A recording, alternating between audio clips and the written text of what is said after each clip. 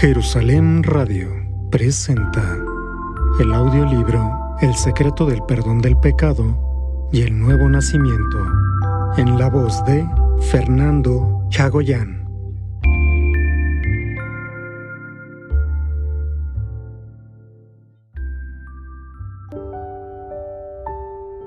La Biblia nos habla acerca de este tipo de hombre. Él es Naamán, el general de las tropas de Siria en Segunda de Reyes, capítulo 5. Él era un general con armadura resplandeciente, pero debajo de la armadura, su piel estaba pudriéndose por la lepra. Él no es más que un reflejo de los creyentes de hoy. Se pueden ver como cristianos muy devotos, diáconos, miembros del coro o maestros de la escuela dominical, pero muchos de ellos están sufriendo por sus pecados, pues no saben qué hacer con ellos. Déjenme mencionar una vez más la historia de la mujer sorprendida en adulterio. Los escribas y los fariseos vinieron con piedras para matarla. Jesús dijo: «El que de vosotros esté sin pecado, sea el primero en arrojar la piedra contra ella». Ni uno solo pudo apedrearla. ¿Por qué? Cuando se revisa solamente el aspecto exterior, ellos parecían limpios. La mujer, por el contrario, no lo parecía. Pero si los revisamos en su interior, todos ellos eran pecadores sin diferencia alguna con la mujer adúltera. Usted no debe evitar este asunto del pecado. Lo lamentaría el día del juicio. Necesita tener una solución clara y precisa de su pecado antes de que sea tarde. Cosas como diplomas o títulos no servirán ese día. Lo único que importará será tener un corazón limpio, que sea tan blanco como la nieve a través de la salvación. Sin la perfecta salvación, todas las buenas obras que usted hizo para Dios no le ayudarán. Exactamente, ¿cuál será la manera bíblica de recibir el perdón del pecado? La gente no lo sabe. Muchos han crecido en Dios durante 10, 20 o 30 años y todavía son pecadores. Al morir, van al infierno, ¿no? Amados, ¿para qué creen ustedes en el Señor? Para ser perdonados de sus pecados, ¿no es así? Yo les pregunto a uno de ustedes: Señor, ¿está usted limpio de pecado? Claro que sí, me va a responder. Entonces no hay pecado en usted, ¿correcto? Por supuesto que sí tengo pecados en mí, me contestará. Pues no. Ese argumento no es lógico. El razonamiento de esta persona es autoconflictivo. Si todos los pecados son limpiados, no debería quedar ningún pecado en su corazón. Si aún hay pecado en su corazón, entonces la salvación que recibió es vana. Si aún hay pecado en su corazón, lo que Jesús hizo en la cruz no tendría validez. No podemos cubrir todo lo relevante a este tema en un solo día. Hagámoslo poco a poco. Ya que la salvación ocurre en nuestros corazones, lo más importante para la salvación es la disposición de sus mentes. John Wesley, fundador de la Iglesia Metodista, fue un siervo ferviente de Dios. Él trabajaba mucho ayudando a los pobres y predicando el evangelio en las áreas de los barrios bajos. La gente que estaba a su alrededor lo llamaba el ferviente. Tuvo la oportunidad de ir a Norteamérica para predicar el evangelio. Iba a bordo de una pequeña nave para cruzar el océano Atlántico. A medio camino hubo una tormenta en alta mar. Estaba tan asustado que temblaba de miedo en la parte baja del navío. De repente, él podía oír unos himnos que venían de algún lugar. Empezó a caminar hacia donde cantaban los himnos. Un grupo de hombres vestidos pobremente cantaban con increíble paz mientras ataban un objeto con cuerdas. Él no tenía idea de quiénes eran estas personas que estaban a unos pasos de él y que actuaban como si no ocurriera nada, pero vio que eran personas con mucha más fe que él, que era un pastor misionero. Afortunadamente, el barco no se anegó, sino que arribó en América. Un hombre llamado Spangenberg le habló a él. «Señor Wesley, ¿me permite hacerle una pregunta?» «Sí, ¿cuál será?» ¿Conoce usted quién es Jesús? Oh, claro que sí. Entonces usted sabe que Él es el Salvador que vino a salvarnos de todos nuestros pecados. Claro, eso es seguro, le contestó Wesley. ¿El Salvador del mundo lo salvó usted de todos sus pecados, señor Wesley? ¿Todavía está usted en ellos o es salvo de sus pecados? La salvación es erradicar todo su pecado. Si usted grita que es salvo mientras se está ahogando en el mar, ¿esto suena lógico? Después de ser rescatado del mar, usted puede decir, soy salvo. Luchar en el mar significa que aún no es salvo. Regresando a la historia, John Wesley no pudo contestar. Por supuesto que de querer, él podría haber dicho que sí, pero solo permaneció sentado con la cabeza inclinada. Regresó a casa sin traer ningún fruto de América. Más adelante, accidentalmente, se encontró en una pequeña iglesia en Inglaterra donde escuchó que Martín Lutero habló sobre la Carta de los Romanos. Allí escuchó un testimonio claro y detallado de la salvación del pecado. Él fue cambiando drásticamente de aquel día en adelante. Los poderosos siervos del Señor, como D.L. Moody, obtuvieron la victoria sobre el pecado con el poder de Jesús. Predicaron el Evangelio con el poder de Jesús y vivieron por medio del poder de Jesús. Un día, Jesús fue a un estanque llamado Betesda. Se decía que un ángel descendía de tiempo en tiempo al estanque y agitaba el agua. Y el primero que descendía al estanque después del movimiento del agua quedaba sano de cualquier enfermedad que tuviera. Es por eso que toda clase de enfermos se reunían alrededor del estanque, ciegos, cojos y supongo que hasta pacientes con cáncer. Entre ellos yacía acostado un hombre que tenía 38 años de estar enfermo. Jesús lo vio y se acercó para preguntarle, ¿quieres ser sano? Era un hombre que había estado enfermo por mucho tiempo. No podía moverse por sí mismo. Sin embargo, permaneció allí, esperando alguna oportunidad muy remota, quizás una en 1,000,000, para descender al estanque antes que los otros enfermos. Supongo que no tenía familiares o amigos cerca de él, ya que llevaba mucho tiempo enfermo. Yacía defecando y comiendo, si a alguien le daba, en el mismo lugar. Su única esperanza era descender rodando al estanque mientras que los otros hombres enfermos entraran en un sueño profundo, luego que un ángel hubiera agitado el agua. Disculpen, pero me pregunto si este hombre los describe a ustedes y a su fe. ¿Acaso no han intentado muchas cosas que de nada les ha servido y están ahora esperando que algo bueno suceda algún día de alguna manera? No confíen en posibilidades irreales que jamás verán. Jesús visitó al hombre, pero el hombre no sabía quién era. Frecuentemente Jesús visita su corazón. La Biblia dice en Apocalipsis capítulo 3 versículo 20, «He aquí, estoy a la puerta y llamo. Si alguno oye mi voz y abre la puerta, entraré a él, y cenaré con él, y él conmigo». Jesús frecuentemente toca su puerta preguntando, «Hola, ¿quieres ser sano? ¿Quieres tener una mejor vida cristiana? ¿Quieres una vida victoriosa? ¿Quieres recibir el perdón de tus pecados?» ¿Puede Jesús sanar a alguien de una vez por todas? Sí se puede. Pero el enfermo por 38 años no lo creía así.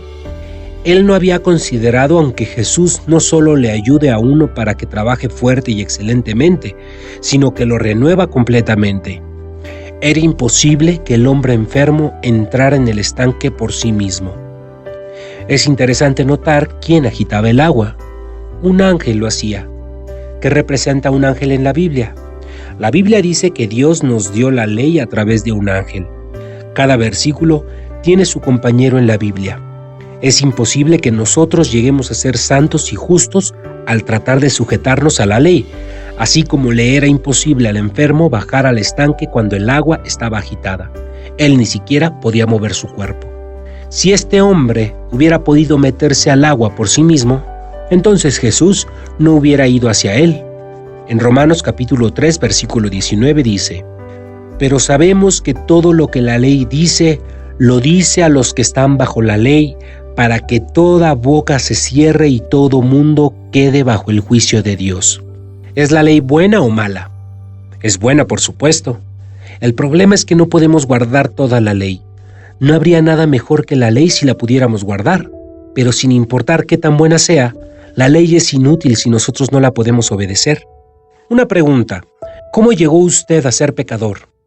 El asunto es que usted no guardó la ley, por lo tanto, la ley habla de aquellos que la quebrantan. ¿A quién le dice usted, no mientas, no adulteres, no robes o no engañes? Lo decimos a quienes roban, engañan, mienten y adulteran. La razón por la que Dios nos pidió a nosotros que no mintiéramos y no adulteráramos es porque mentimos y adulteramos. Es imposible que nosotros lleguemos a Dios por medio del cumplimiento de la ley. Si alguno se jacta de obedecerla, es un hipócrita. Nadie puede obedecer la ley enteramente.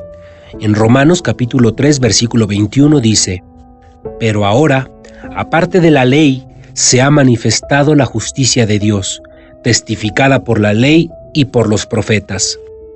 En el Antiguo Testamento, Dios dice que nosotros podemos ser justificados si guardamos la ley perfectamente. Por esta razón, realizamos nuestro mejor esfuerzo para vivir de acuerdo a la ley, pero todos quebrantamos la ley, de manera que la justicia tiene que ser manifestada aparte de la ley. Digamos que aquí tenemos un vaso de cristal. Este vaso de cristal representa mi justicia. Si peco, se quebrará mi justicia, ¿sí o no? Se romperá, y yo trataría de remendarla. Como no puedo ir al cielo sin justicia, trataré de arreglar mi justicia poniéndole pegamento y remendando las piezas suplicando: «Oh Señor, perdóname». Es por esto que Isaías dice: «Todas nuestras justicias son como trapo de inmundicia». Nuestra justicia es aquel vaso que se rompió y está sin forma. Hacemos un inútil esfuerzo en tratar de remendar nuestra destrozada justicia para ir al cielo. Al tratar de pegar una parte, otro pedazo se rompe. Cuando tapamos una gotera, aparece otra gotera. Cuando Dios nos mira con este tipo de justicia imperfecta, se decepciona. Es por ello que Dios nos pide que nos presentemos delante de Él por medio de la justicia de Jesucristo y no por medio de la nuestra. Para entrar al cielo necesitamos justicia. ¿De quién es la justicia que se quiebra cuando pecamos? La nuestra, por supuesto. La justicia de Jesucristo no se rompe. Sería terrible si Jesús pecara también, ya que no habría manera de que nosotros fuéramos al cielo. Nuestra justicia es la justicia rota, pero yo puedo jactarme de poder ir al cielo porque yo recibí la justicia de Jesucristo. Aun cuando cometo errores, la justicia de Jesús no se rompe. Yo le entregué a Jesús mi justicia, la cual estaba rota, y a cambio recibí su justicia. Jesús tuvo que morir en la cruz porque Él cargó con nuestros pecados en lugar de nosotros. Cualquier cosa mala que hayamos hecho ya fue transferida a Jesús. En cambio, la justicia que Jesús obtuvo por medio de su verdadera y fiel obediencia a Dios fue dada a nosotros, de manera que no podemos llevar a nuestra justicia obtenida por medio de buenas obras al cielo. Los insensatos mirarán su propia justicia comparándose con los demás. Se sienten satisfechos al comparar su justicia con la de los que los rodean. Tratan luego de venir delante de Dios por medio de su propia justicia, pero bajo el estándar, la norma de Dios, los que van al infierno no califican para entrar al cielo. Cuando tememos presentarnos delante de Dios por no tener justicia, Jesús nos ofrece su justicia y nos manda presentarla ante Dios. Es por eso que yo puedo presentarme delante de Dios con certeza y decir: «Soy santo». El justo no es ninguna persona en particular, sino simplemente aquella persona que tiene justicia. ¿Quién es un hombre rico? El que tiene mucho dinero. ¿Y quién es un limosnero? El que no tiene dinero y tiene que mendigar por él. De la misma manera, podemos entender quién es justo. La Biblia dice: «No hay quien haga lo bueno, no hay siquiera uno. Si miramos nuestra justicia, no hay justo, ni aún uno». Pero hay muchos justos quienes tienen la justicia de Jesús, la cual provino de Dios. Está escrito en la Biblia que Noé era justo. Santiago capítulo 5 versículo 16 dice: «La oración eficaz del justo puede mucho». La Biblia dice que el Señor escucha la oración de los justos. No hay ninguno que sea justo por su propia justicia, pero cualquiera puede llegar a ser justo por la justicia de Jesús. Para que usted se pueda subir en un autobús público, ¿qué debe tener? Pues un boleto. No importa cómo consiga usted el boleto, simplemente con que usted tenga el boleto en la mano se le permitirá abordar. Teniendo la justicia de Jesús, se nos permitirá entrar en el cielo, así como está escrito en este himno. Cuando Él venga al sonido de trompeta, ¡oh!, que sea entonces hallado en Él, vestido en su justicia nada más, sin mancha delante del trono. Podemos presentarnos ante Dios sin mancha alguna. Supongamos que usted no tenía suficiente cantidad de dinero para pagar el pasaje del autobús y que yo se lo pago. ¿Acaso recibiría un servicio con restricciones solo porque otra persona pagó por su pasaje? No, siempre y cuando usted tenga el boleto en mano, usted disfrutará del servicio completo. Para ir al cielo se tiene que tener el perdón, para viajar en bus, el boleto. Vamos al cielo con la justicia de Jesucristo. Por esto es que no importa cómo seamos, siempre y cuando llevemos su justicia ante Dios en nuestra fe. Muy pronto iremos a su reino. No está mal pasar por algunas dificultades de este mundo. Un poco de hambre no le hará daño. No se moleste tanto cuando es maltratado por alguno o insultado. Siempre que viajo, cargo mi pasaporte conmigo. Dentro de mi pasaporte llevo mi licencia para conducir e identificación. Por esto es que donde quiera que yo vaya, mi licencia de conducir siempre va conmigo y también mi identificación. Si pierdo mi pasaporte, también pierdo mi licencia. Si encuentro el pasaporte, encuentro también mi licencia. Después de ser perdonados mis pecados, Jesús está conmigo y yo con Él, de la misma manera en que mi pasaporte y mi licencia andan conmigo. Cuando mi pasaporte va a Seúl, mi licencia también va a Seúl. Cuando mi pasaporte va a Pusan, mi licencia también va a Pusan. Usando este mismo principio, si Jesús está en Seúl, yo estaré en Seúl. Si Jesús está en Pusan, yo estaré en Pusan. Y si Él va al cielo, yo también iré al cielo. Solamente puedo ir al cielo si estoy en Jesucristo. Para poder entrar en Jesús tenemos que ser santos, porque Él es santo. Romanos capítulo 3, versículo 21 dice: Pero ahora, aparte de la ley, se ha manifestado la justicia de Dios.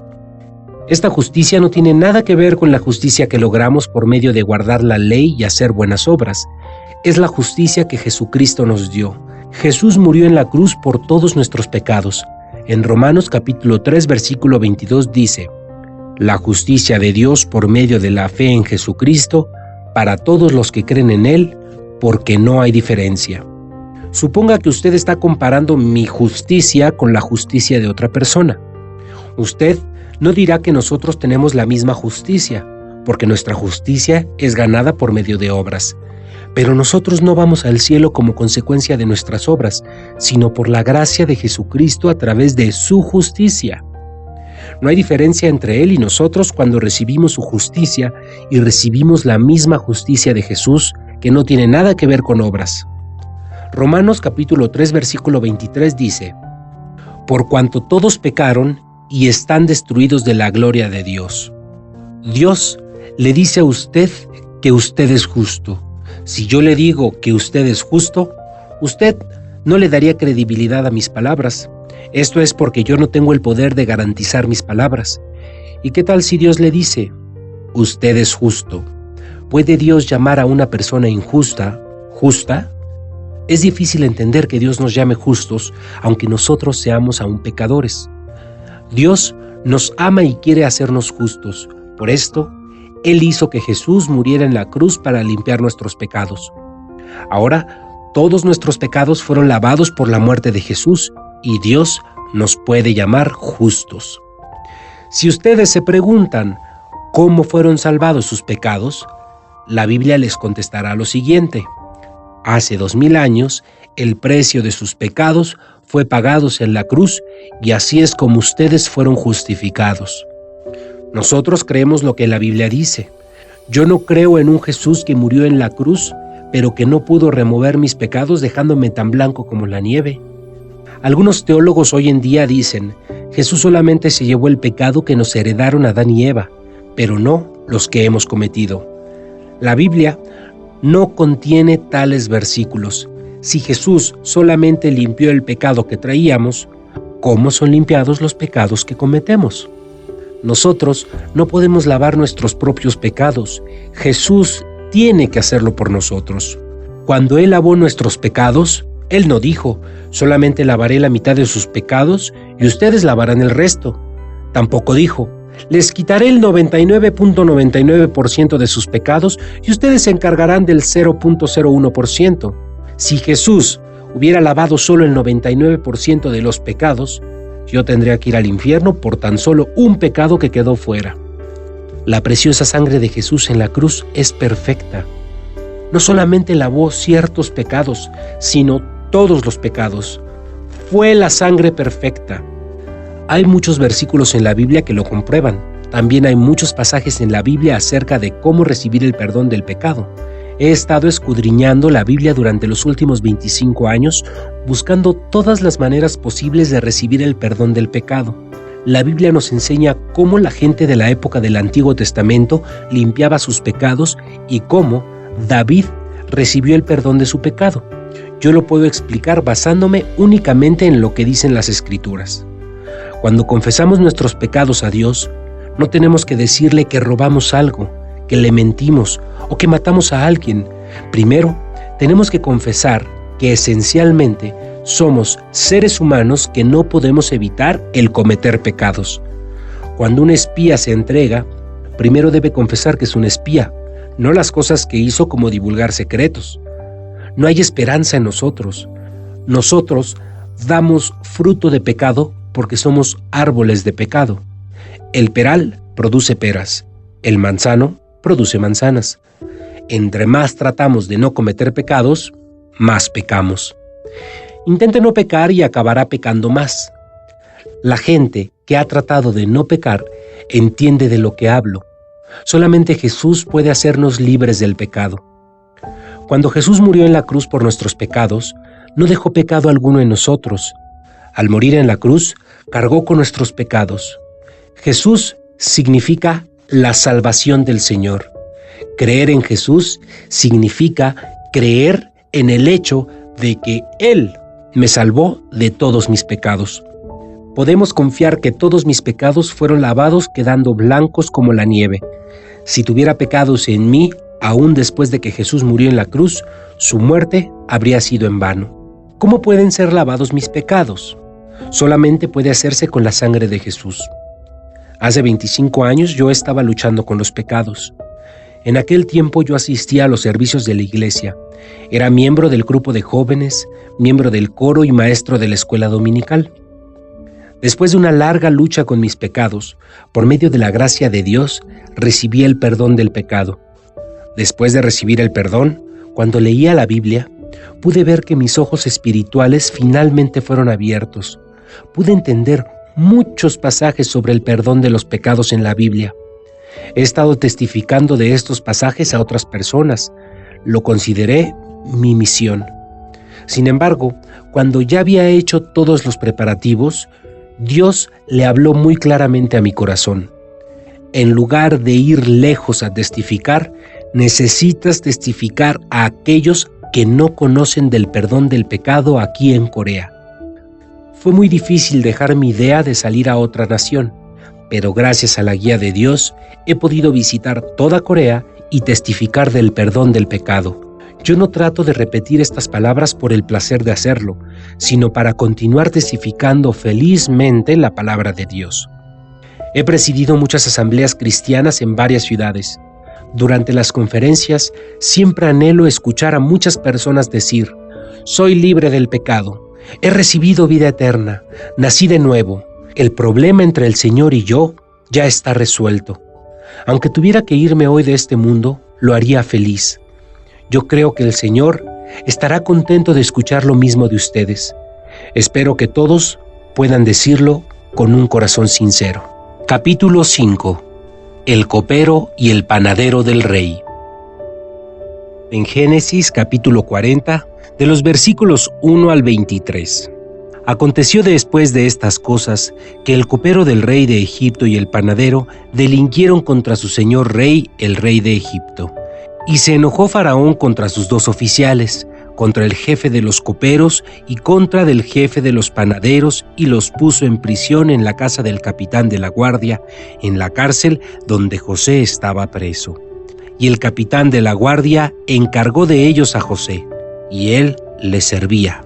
Y estuvieron días en la prisión, Y ambos, el copero y el panadero del rey de Egipto, que estaban arrestados en prisión, tuvieron un sueño, cada uno su propio sueño en una misma noche, cada uno con su propio significado. Vino a ellos José por la mañana y los miró, y he aquí que estaban tristes. Y él le preguntó a aquellos oficiales de Faraón que estaban con él en la prisión de la casa de su señor, diciendo: ¿por qué parecen hoy mal vuestros semblantes? Ellos le dijeron: hemos tenido un sueño y no hay quien lo interprete. Entonces les dijo José: ¿no son de Dios las interpretaciones? Contádmelo ahora. Entonces el jefe de los coperos contó su sueño a José y le dijo: yo soñaba que veía una vid delante de mí, y en la vid 3 sarmientos, y ella como que brotaba y arrojaba su flor, viniendo a madurar sus racimos de uvas, y que la copa de Faraón estaba en mi mano, y tomaba yo las uvas y las exprimía en la copa de Faraón, y daba yo la copa en mano de Faraón. Y le dijo José: esta es su interpretación. Los 3 sarmientos son 3 días. Al cabo de 3 días levantará Faraón tu cabeza y te restituirá a tu puesto, y darás la copa a Faraón en su mano, como solías hacerlo cuando eras su copero. Acuérdate pues de mí cuando tengas ese bien, y te ruego que uses conmigo de misericordia y hagas mención de mí a Faraón, y me saques de esta casa. Porque fui hurtado de la tierra de los hebreos, y tampoco he hecho aquí por qué me pusiesen en la cárcel. Viendo el jefe de los panaderos que había interpretado para bien, dijo a José: también yo soñé que veía 3 canastillos blancos sobre mi cabeza. En el canastillo más alto había toda clase de manjares de pastelería para Faraón, y las aves la comían del canastillo de sobre mi cabeza. Entonces respondió José: esta es su interpretación. Los 3 canastillos 3 días son. Al cabo de 3 días quitará Faraón tu cabeza de sobre ti y te hará colgar en la horca, y las aves comerán tu carne de sobre ti. Al tercer día, que era el día del cumpleaños del Faraón, el rey hizo banquete a todos sus sirvientes y alzó la cabeza del jefe de los coperos y la cabeza del jefe de los panaderos entre sus servidores. E hizo volver a su oficio al jefe de los coperos, y dio la copa en mano de Faraón, mas hizo ahorcar al jefe de los panaderos como lo había interpretado José. Y el jefe de los coperos no se acordó de José, sino que le olvidó. Estimados amigos, se dice que la vida de fe es fácil de entender y de seguir, pero en realidad no lo es. Por supuesto, no soy hombre con el poder de resolver ese problema. La única razón por la que puedo estar aquí esta noche es porque tuve la maravillosa experiencia de ser limpio de mis pecados, quedando tan blanco como la nieve. Hoy recibí una carta de mi hija que está en Seúl. Tengo una hija en 9º año y un hijo que está en 6º. Y como he estado separado de mis hijos por varios días, no podía demorarme en abrir la carta. Les voy a leer su contenido. Papi, es pasada la medianoche. Estoy muy contenta. Por eso te estoy escribiendo esta carta. Mientras tú estabas presidiendo la reunión evangelística en Busan, Satanás ha querido perturbar mi hogar. Mi hermano John Cook tuvo fiebre muy alta. Estaba tan mal que se puso a llorar. Mi tía y yo estuvimos orando juntas. En poco tiempo su dolor se había ido y se durmió profundamente. No puedo evitar el de escribir esta carta con mucho gozo. No te preocupes por su salud. Ya no le duele la cabeza ni tiene fiebre. Dios lo sanó completamente.